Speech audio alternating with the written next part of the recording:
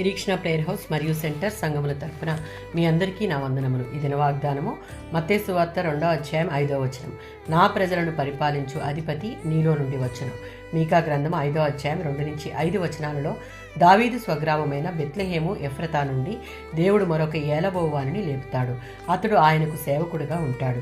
ఈ అధిపతి భూమి అంతముల వరకు దేవుని రాజ్యాన్ని విస్తరింపజేసి తన నీతి పాలనలో దేవుని సంపూర్ణత లేక సమాధానం తీసుకువస్తాడు. ఆయన ప్రజలు ఆయన రాజ్యంలో సురక్షితంగా నిలుస్తారు. ఆయన ప్రత్యక్షత పురాతన కాలం నుండి శాశ్వత కాలం వరకు ఉంటుంది. దావీదుకు నిత్య రాజరికాన్ని ఇస్తానని తానిచ్చిన వాగ్దానాన్ని దేవుడు మరిచిపోలేదు. ప్రసవమగు స్త్రీ జన్మనివ్వగానే ఈ దావీదు సంతానంలోని అధిపతి ప్రత్యక్షమవుతాడు.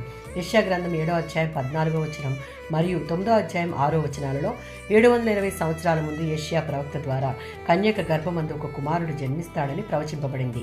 ఆ కుమారుడి భుజము మీద రాజ్యభారము అనగా ప్రజలను పరిపాలించే భారము కలదు. మత్తయి సువార్త 2వ అధ్యాయం 1వ వచనం మరియు లూకా సువార్త 2వ అధ్యాయం 4వ వచనం. బెత్లెహేము జెరూసలేముకు దక్షిణంగా దాదాపు 8 కిలోమీటర్ల దూరంలో ఉన్న ఒక చిన్న ఊరు. ఇది దావీదు రాజు స్వగ్రామం. యేసుక్రీస్తు ఇక్కడ జన్మించాలంటే మరియా యోసేపులు దాదాపు 120 కిలోమీటర్ల ఉత్తరాన ఉన్న నజరేతు నుంచి బెత్లెహేముకు ప్రయాణం చేయాలి.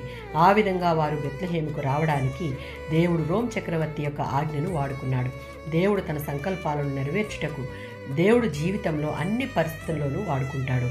మత్తయి సువార్త 2వ అధ్యాయం 5-6 వచనాలలో మీకా ద్వారా యెషయా ప్రవక్తల ద్వారా ప్రవచింపబడినటువంటి ప్రవచనాలు ఇశ్రాయేలును పరిపాలించే ఒక రాజు, ఒక అధిపతి జన్మించే స్థలమైనటువంటి బెత్లెహేమును గూర్చి రాయబడింది. మనలను పరిపాలించు అధిపతి మరియు లోకరక్షకుడు బెత్లెహేము నుండి వచ్చుట ఈ వచనాల్లో నెరవేరుట మనం చూస్తాం. ఆమేన్.